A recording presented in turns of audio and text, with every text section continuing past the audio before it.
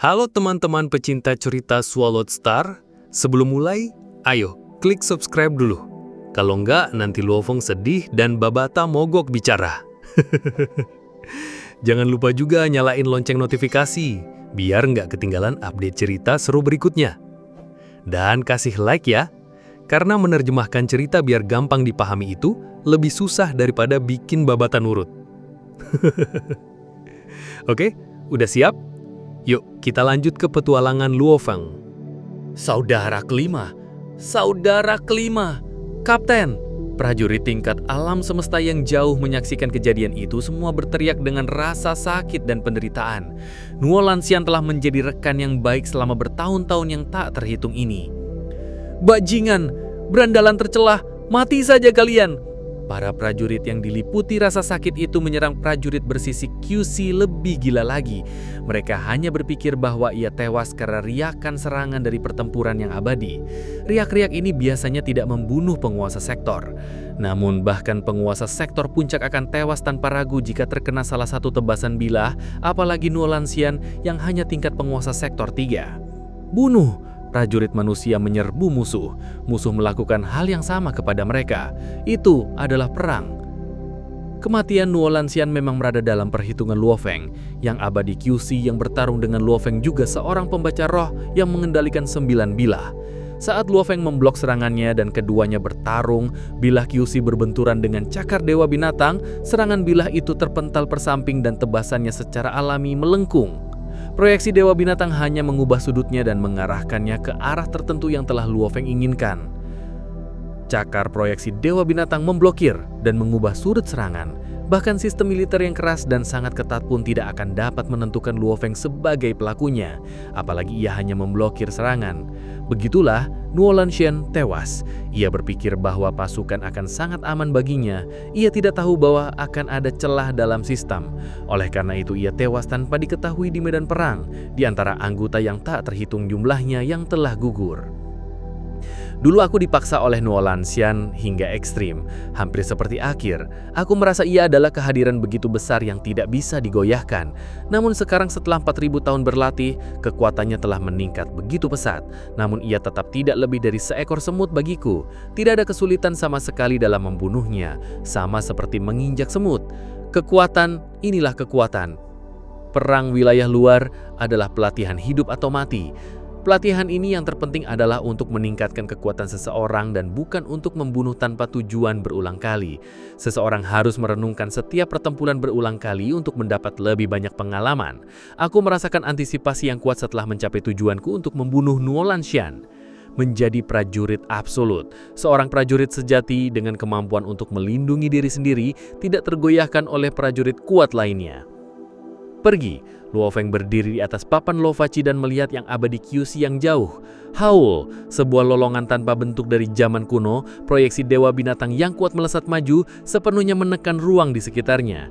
Menekan musuh yang malang itu, ia hanya bisa menggunakan 9 bilahnya untuk memblokir dan bertahan. Robek. Cakarnya yang kuat segera mengenai 9 bilah yang digunakan untuk bertahan. Setelah itu, energi yang menakutkan merobek langsung tubuhnya. Robek, tubuhnya terkoyak dan terpental. Tubuh yang tercabik-cabik terus mulai kembali mendapat bentuk di ruang angkasa. Saat yang abadi QC yang marah menatap Luofeng yang jauh, ia mengeluarkan jeritan melengking dalam bahasa manusia. Penguasa sektor manusia, aku tidak percaya aku tidak bisa membunuhmu. Kesembilan bilah itu dengan cepat menjadi 9 berkas langit dan menusuk Luofeng. Proyeksi Dewa Binatang menggunakan ekor bersisiknya untuk menyapu 7 berkas langit dengan 2 yang tersisa.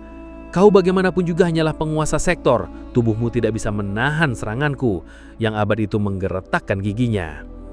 Gemuruh, Luofeng memegang perisai persenjataan Dewa Binatang, memblokir dengan santai. Dengan persenjataan Dewa Binatang, ia memberikannya kekuatan yang abadi tingkat pejabat rendah, ditambah bahannya sendiri dengan mudah menyingkirkan kedua bilah itu. Sangat sulit dibunuh. Jenderal abadi puncak memang sulit dibunuh. Aku sudah mencabik-cabik tubuhnya 7 kali, namun ia berhasil mengembalikan bentuknya berulang kali. Namun dari kelihatannya ia telah kehilangan cukup banyak kekuatan. Luofeng mengkerutkan dahinya. Hanya menggunakan persenjataan Dewa Binatang tanpa tumbuhan pemakan bintang memang sulit. Gemuruh, solongan bergema dari arah yang lain, yang abadi bersisik lainnya telah jatuh. Yang, Sufan dan Boye beri jauh menatap Luo Feng. Sufan tidak bisa menahan diri untuk memberitahunya secara mental. Makhluk yang bersisik ini adalah bentuk kehidupan energi. Mereka lebih mahir daripada bentuk kehidupan daging dan darah dalam mengembalikan bentuk mereka. Bahkan mereka yang tidak memiliki tubuh abadi, selama mereka tidak terlalu lemah, mereka masih membutuhkan puluhan kali kehancuran sebelum mereka benar-benar mati. Yang, dengan bantuan tumbuhan abadi, hancurkan dia terlebih dahulu lalu biarkan tumbuhan itu menelan tubuh yang tercabik-cabik. Sepenuhnya menelan tubuh yang tercabik-cabik secara alami akan membunuhnya. Inilah metode tercepat. Aku mengerti, jawab Luo Feng. Aku ingin menggunakannya untuk melatih diriku. Mohon tunggu sebentar. Sufan dan Boya yang jauh saling memandang, tidak berani mengatakan apa-apa. Segera menuju pasukan untuk dengan cepat menghadapi musuh-musuh kecil. Cepatlah lari, lari! Howl! Prajurit QC semua berteriak dalam berbagai bahasa, menyebar ke segala arah. Prajurit manusia secara alami mengambil kesempatan untuk membunuh sebanyak mungkin yang mereka bisa. Yang abadi QC yang tersisa segera menunjukkan ekspresi terkejut. Kedua yang abadi manusia itu datang. Saat mereka bergabung dengan penguasa sektong ini, aku akan mati. Aku harus kabur sekarang. Dia tidak peduli lagi, segera berbalik untuk melarikan diri. Kemana kau pergi? Tatapan Luo Feng dingin.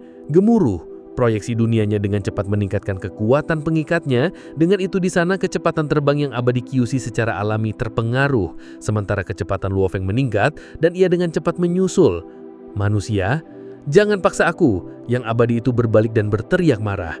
Hancurkan diri. Luo Feng tersenyum dingin. Kadal bertanduk satu di sangkasa besar itu melesat turun dan menekan. Cakar kanan dan kirinya mencengkeram yang abadi QC. Ia seperti sepotong tahu dicabik-cabik yang gila ganas oleh proyeksi dewa binatang berulang kali. Namun ia selalu mendapatkan bentuknya kembali. Namun setiap kali tubuh itu dibentuk kembali, itu memang menghabiskan banyak energi abadinya. Bagaimanapun ia tidak memiliki tubuh abadi, ia akan kehilangan sejumlah besar energi abadinya setiap kali dicabik-cabik, dan ia tidak bisa melarikan diri. Diserang berulang kali, yang abadi itu melolong dan ingin menyerbu ke arah Luo Feng, ingin menghancurkan diri untuk menyeretnya bersamanya. Namun ia sekali lagi dicabik-cabik oleh proyeksi dewa binatang. Ia tidak merasakan apapun selain rasa sakit dan kebencian. Ia ingin menghancurkan diri, namun ia bahkan tidak bisa mendekat. Ia dipaksa ke sudut tanpa jalan lain. Serangan rohnya sebelumnya tidak memiliki efek sama sekali dan ia gagal menyerangnya dengan senjata roh jarak jauhnya. Sekarang kemampuan menghancurkan dirinya juga terhalang oleh jarak. Dicabik-cabik berulang kali membuatnya hampir menjadi gila. Mencabikmu lagi, kau juga akan dicabik. Gemuruh. Yang abadi itu dicabik-cabik lagi saat ia menghancurkan diri. Gemuruh. Azura Kemut yang sangat patuh memiliki kontrol sepenuhnya atas energi abadi ini. Lebih tepatnya, Azura Kemut hanya perlu memberikan perintah kepada dunia ini untuk menghancurkan energi itu. Jadi meskipun sepenuhnya melindungi tubuh Luo Feng selama hancuran dirinya itu, hanya menghabiskan sedikit energi dunia. Bajingan! Luo Feng segera mendukung dengan energi harmoni alamnya untuk memperkuat dunianya. Membunuh Jenderal Abadi Puncak memang merepotkan. Luo Feng menggelengkan kepalanya. Sufan dan Boya yang jauh terbang mendekat. Haha, selamat Yang. Bisa membunuh Jenderal Abadi Puncak sendirian, ini sama sekali tidak mudah. Bahkan kami harus menggabungkan kekuatan untuk melakukannya. Anda harus menggabungkan kekuatan? Luo Feng menatap Sufan dan Boye. Sufan mengangguk. 1 lawan 1 dengan kekuatan yang seimbang, sangat sulit membunuh Jenderal Puncak. Meskipun ia tercabik-cabik, ia bisa membentuk tubuhnya kembali, meskipun itu akan menghabiskan energi abadi. Namun Jenderal normal dapat mempertahankan energinya untuk bereformasi setidaknya 10 kali. Ini bukan masalah, terutama ketika ia akhirnya merasa tidak bisa bertahan lebih lama lagi tanpa kesempatan untuk kabur dan tidak ada sekutu yang datang tepat waktu. Ia bisa memilih untuk menghancurkan diri pada saat terakhir. 1 lawan 1, jika ia menghancurkan diri dari jarak dekat, pemenang juga akan kehilangan nyawanya. Oleh karena itu, biasanya kami bekerja sama. Dengan kami berdua, saat kami mendapat keuntungan dan menghancurkan tubuhnya, kami bisa segera menggunakan energi abadi untuk mengikat pecahan yang hancur itu, tidak membiarkannya segera bereformasi dan memisahkan pecahan-pecahan itu. Karena pecahan-pecahan ini memiliki energi abadi yang kuat, mereka akan berjuang sangat keras, butuh kami berdua untuk mengendalikannya dan menghancurkan setiap bagian secara individu. Pecahan-pecahan ini kemudian akan terbagi menjadi 2 bagian.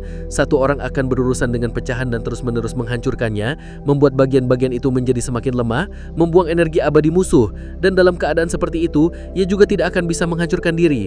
Akhirnya, ketika semua energi abadi telah habis, ia akan mati. Jika hanya 1 orang saja, seseorang terlebih dahulu memisahkan pecahan dan menekan pecahan itu sendiri, kecuali jika ia sangat kuat, akan sangat sulit untuk melakukannya. Kecuali jika seseorang menyerang dari jarak jauh seperti Anda tidak perlu takut akan kehancuran, tetap Sufan tersenyum. Lo Feng mengangguk. Ketika ia membunuh yang abadi sebelumnya, ia menggunakan tumbuhan pemakan bintang untuk membantunya. Secara alami itu jauh lebih mudah. Sufan, Boye, menurutku saatnya aku pergi, kata Luo Feng. Pergi? Kedua jenderal itu terkejut. Sekarang, keduanya sangat berharap Luo Feng tetap dalam tim mereka, namun mereka sangat kelar bahwa kemungkinan ia bertahan lama sangat-sangat rendah. Haha, kalian berdua adalah teman pertamaku di benua Yanji ini. Kita pasti akan bertemu lagi, kata Luo Feng. Aku punya rencanaku sendiri. Oleh karena itu, kita punya tujuan masing-masing. Kami tidak akan memaksamu. Yang, hiduplah sampai pensiun, kata Boye. Hiduplah sampai pensiun, kata Sufan. Sama, hiduplah sampai pensiun, Luo Feng tersenyum.